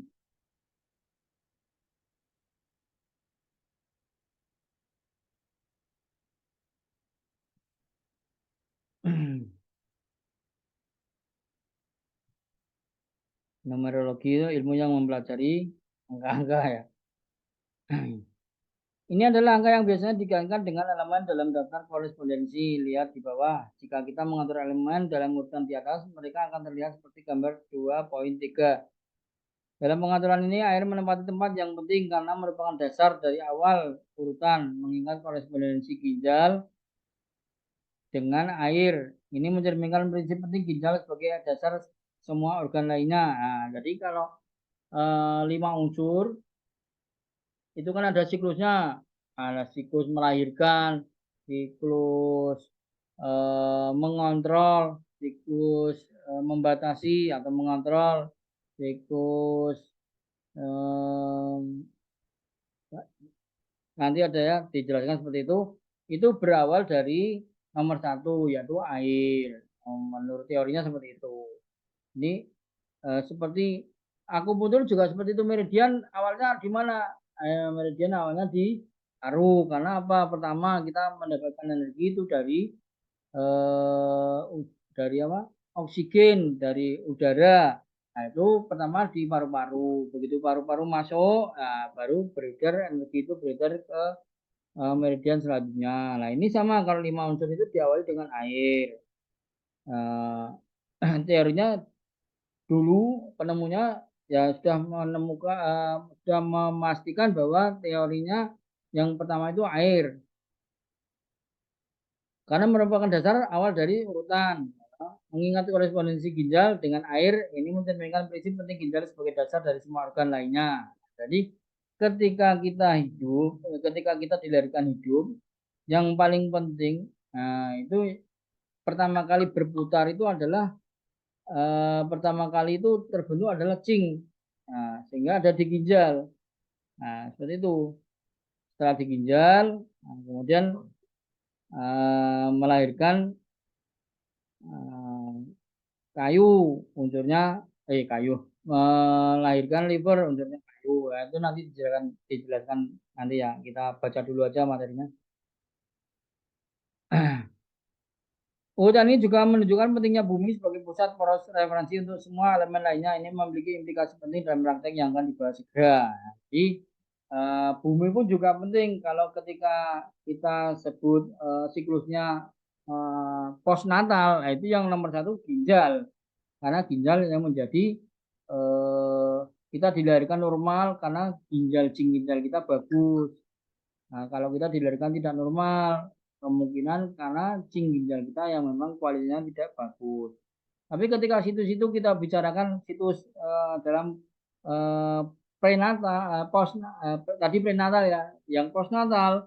Kalau sudah postnatal, sudah lahir, sudah tumbuh itu berubah. Yang paling termasuk yang salah satu yang penting itu adalah unsurnya bumi atau perut atau limpa lambung karena di situ kita bisa menjadi hidup karena di situ kita bisa makan, kita mendapatkan energi, kita mendapatkan darah, kemudian energi itu berputar, energi itu beredar di seluruh tubuh, darah itu beredar di semua organ.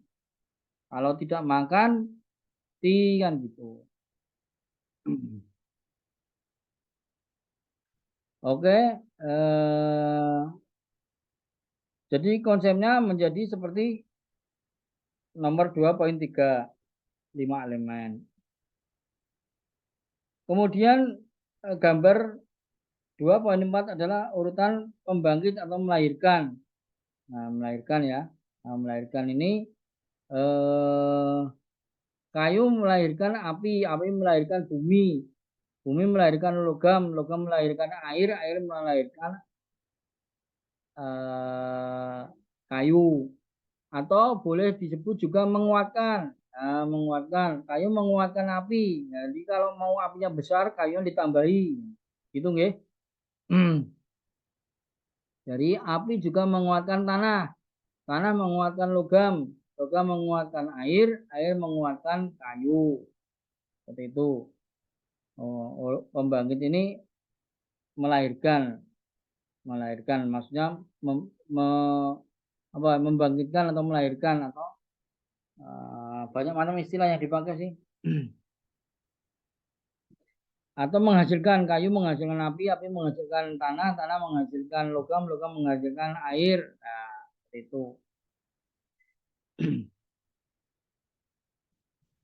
Jadi di dalam praktek pengobatannya, umpama ya, mengalami sudah kita pastikan ketika melakukan pemeriksaan, ketika menegakkan diagnosa adalah mengalami kelemahan jantung. Nah, ini bisa dengan dilakukan penguatan livernya dikuatkan, semangatnya nambah, darahnya nambah supaya jantungnya juga menjadi kuat. Karena apa? Dengan dikuatkan livernya, kemudian melahirkan melahirkan jantung yang sehat, itu konsepnya seperti itu. Dalam urutan ini setiap elemen dihasilkan oleh satu dan menghasilkan yang lain. Jadi kayu menghasilkan api, api menghasilkan tanah, tanah menghasilkan logam, logam menghasilkan air, air menghasilkan kayu. Karenanya kayu misalkan dihasilkan oleh air menghasilkan api, suatu tahap berurutan yang kadang-kadang dinyatakan sebagai kayu adalah anak dari air atau ibu api. Nah, jadi ada sebuah teori antara konsep daripada ibu dan anak. Nah, jadi karena melahirkan, kayu ini disebut ibunya api. Liver itu ibunya jantung, tapi anaknya air, anaknya logam. Nah, seperti itu. Kemudian urutan pengontrolan.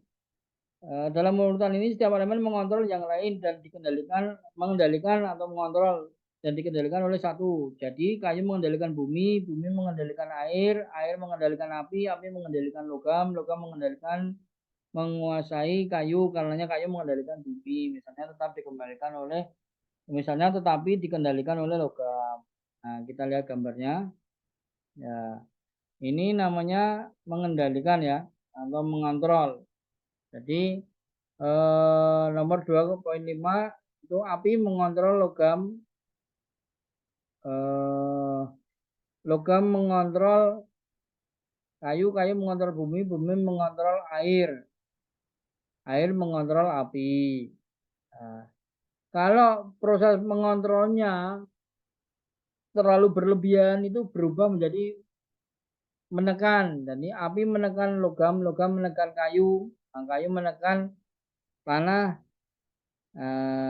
tanah menekan air, air menekan api. Seperti itu. Karena ketika mengontrol, ketika mengendalikan itu terlalu over. Istilahnya seperti mengekang lah ya. Kalau zaman sekarang itu anak dikendalikan sama orang tua itu memiliki perasaan bahwa orang tuanya itu mengekang. Nah, tapi ketika yang dikontrol itu yang berbalik lebih kuat. Jadi kalau tadi mengendalikannya terlalu kuat itu namanya mengekang ya, mengekang. Kalau yang dikontrol itu lebih kuat, umpama api mengontrol logam, logam mengontrol kayu, tapi kayunya lebih kuat, akhirnya disebut menghina. Maka ada istilah kayu menghina tanah. Nah, seperti itu. Atau tanah menghina bumi, air menghina tanah,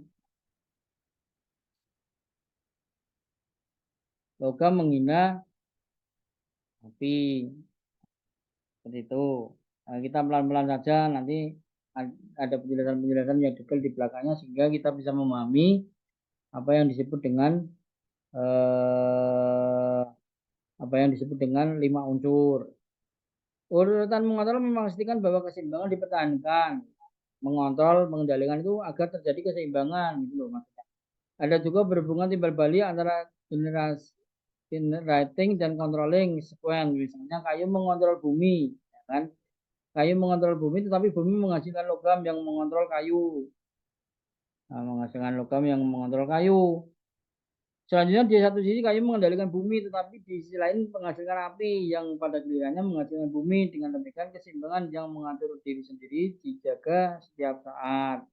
Hubungan yang saling menghasilkan dan mengendalikan di antara elemen adalah model yang bagus dari banyak proses penyeimbangan yang mengatur diri sendiri untuk dilihat di alam dan di dalam tubuh manusia. Di alam, keterkaitan lima elemen dan keseimbangan pengaturan diri yang baik adalah pelopor yang jelas dari gagasan tentang keseimbangan ekologi. Nida mengutip beberapa contoh penari yang dengan jelas menggambarkan prinsip-prinsip di atas. Jadi ketika mengontrolnya berlebihan itu disebut mengekang. Nah, tapi yang dikontrol yang berlebihan atau yang kuat disebut menghina. Urutan acting yang berlebihan ini mengikuti urutan yang sama dengan yang mengontrol, tapi di dalamnya setiap elemen mengendalikan yang lain sehingga menyebabkan berkurang. Hal ini terjadi ketika keseimbangan rusak dan dalam keadaan berhubungan kuantitatif antara elemen rusak, sehingga pada waktu tertentu suatu elemen berlebihan dan dalam kaitannya dengan yang lain. Untuk kembali ke perbandingan dengan fenomena alam, tindakan destruktif manusia terhadap alam terutama belakang ini memberikan banyak contoh urutan ini. Jadi ketika kegiatan itu menjadi berlebihan, mengontrolnya itu bisa memunculkan ketidakseimbangan karena yang mengontrol terlalu kuat, ya, sehingga yang dikontrol ini menjadi lemah. Tuh.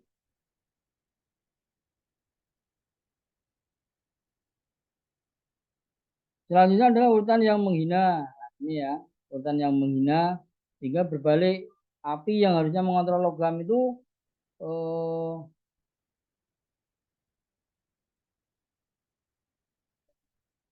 api yang harusnya mengontrol logam, logam yang harusnya mengontrol kayu itu berbalik. Berbalik. Itulah terjadi ketidakseimbangan.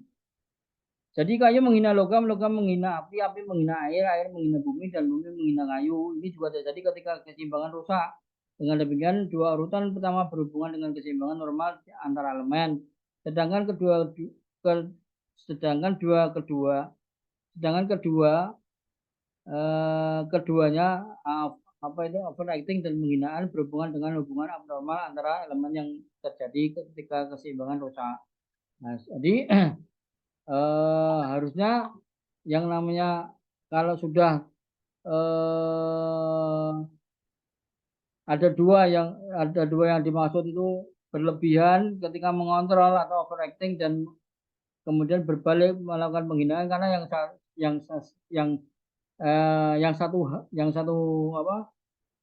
yang sebelah itu lebih kuat atau berlebihan sehingga muncullah suatu ketidakseimbangan. Keseimbangannya menjadi rusak, ya kan? Karena yang harusnya dikontrol itu lebih kuat sehingga menghina, atau ketika yang mengontrol itu terlalu kuat mengontrolnya sehingga terjadi mengekang. Lah itulah yang disebut rusaknya keseimbangan. Jadi keimbangan menjadi tidak seimbang. Jadi siklus yang harusnya bagaimana, yang harusnya melahirkan, ya kan, yang harusnya melahirkan itu sehingga tidak bisa melahirkan. Nah, siklus yang harusnya mengontrol, nah, itu bertindak berlebihan sehingga mengekang, atau siklus yang harusnya yang dikontrol itu berbalik sehingga disebut menghina. Itu ini mungkin untuk yang pertemuan pertama barangkali masih susah dipahami ya. Silakan barangkali nanti ada yang mau dipertanyakan dan dilanjut ke materi-materi berikutnya. Karena waktu tersisa 5 menit, 6 menit, kita gunakan tanya jawab dulu saja. Diskusi. Silakan barangkali ada yang mau tanya tentang 5 elemen. Ini lebih susah untuk penalarannya daripada yin dan yang.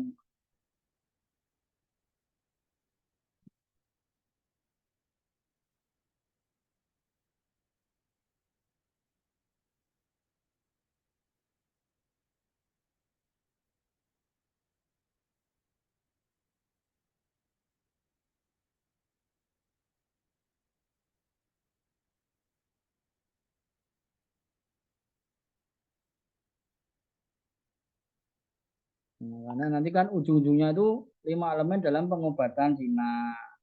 Cuman untuk memahami konsep 5 elemen yang dasarnya adalah dihubungkan dengan alam, kadang-kadang susah kita cerna, susah kita tangkap. Gitu.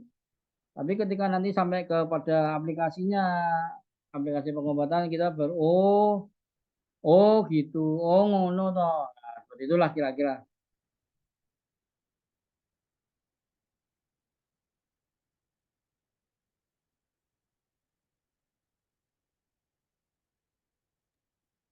Ini saya mau bertanya, Iya, silakan, Mbak.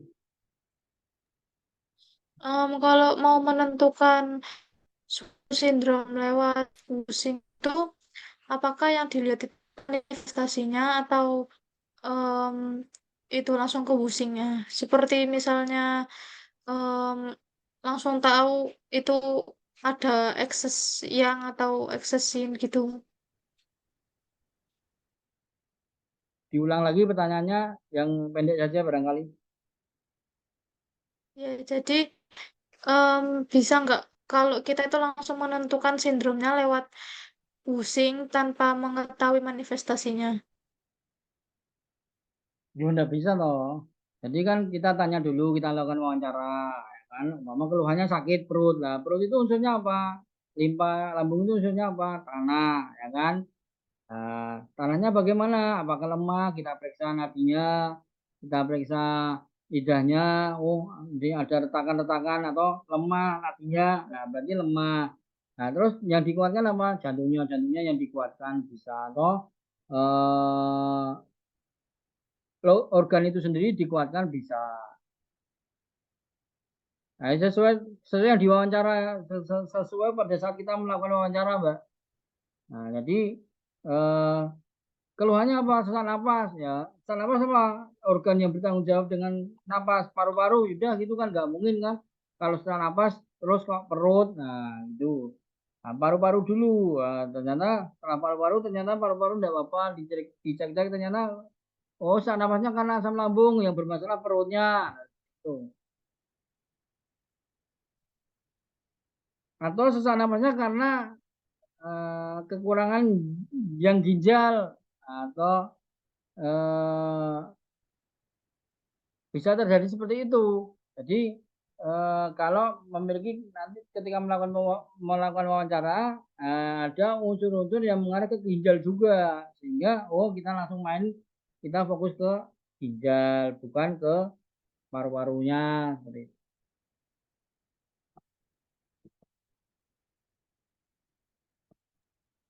Nah, itu cara mengetahui ada defisiensi jantung, terus apa yang nggak berkaitan sama pusing itu bagaimana ya, Sin? Diperiksa nadinya, diperiksa nadinya. Nah, Nah, itu lebih lebih lebih tepat nanti informasinya. Yang jelas kalau kita menegakkan diagnosa, melakukan permacam pemeriksaan itu pasti akan ketemu. Ketika jantungnya lemah, ketika jantungnya apa, itu pasti akan ketemu. Nah, mau dikuatkan jantungnya saja, atau dikuatkan livernya, atau banyak cara lah tekniknya.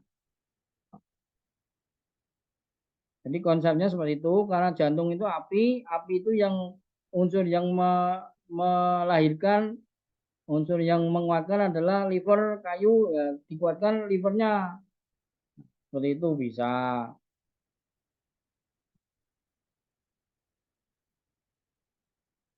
Itu masih itu materi masih jauh nanti di belakang itu. Jadi konsepnya sederhana saja, kita 5 elemen itu kita apa namanya 5 elemen itu kita fokus ke 5 organ cangkul gitu aja dulu. Nah, ini nanti kita kan masih juga belajar tugas-tugas fungsi-fungsi organ cangkul itu apa saja. Kemudian semua organ itu memiliki ciri khas sendiri, ya kan? Kalau sesak napas pasti itu organ paru, tidak doyan makan pasti limpa, lambung, kan gitu.